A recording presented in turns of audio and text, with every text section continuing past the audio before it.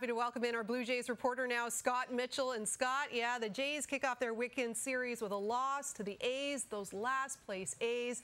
But Vladimir Guerrero Jr. got his long-awaited home run at the Dome. Do you think he's made any adjustments at the dish?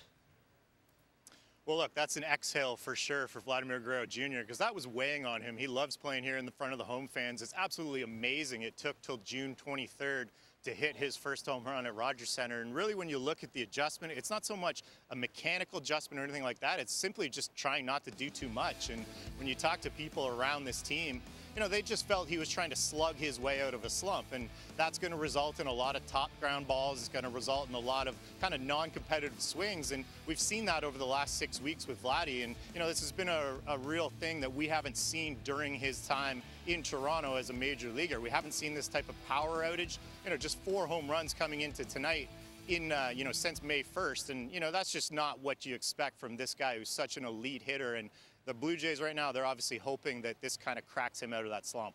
Yeah, we'll have to wait and see if the floodgates have now been opened for Vladdy. From the bats now to the mound, a third straight start from Chris Bassett where he's scuffled. How concerning is it, have his last couple outings been, Scott?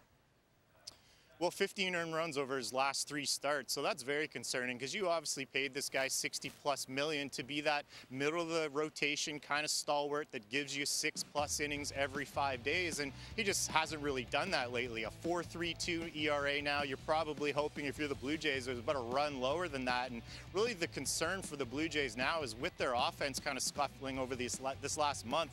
The pitching staff has really kind of picked them up and allowed them to at least keep their heads above water. So Jose Barrios has been really good.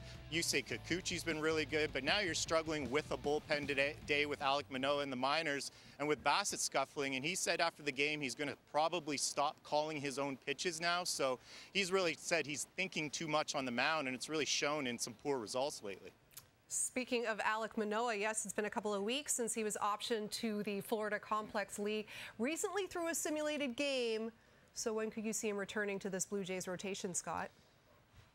Well, look, right now there's no set-in-stone plan, and that's simply because they need to see him face some minor league hitters in real game scenarios and see what the stuff looks like and see what that command looks like. So right now he's still in Dunedin, down there at their complex working. He threw about 75 pitches in a sim game. The velo was good. They liked how efficient he was in that setting. So the next step is he's going to throw a bullpen at some point this weekend and then potentially go out to maybe a complex league game or low A Dunedin. So it's going to be interesting to see how they do it. But once they kind of get him run up the ladder, we'll see what the stuff looks like, what that command looks like, and if he looks like 2022 Alek Manoah or the one we've seen so far this season.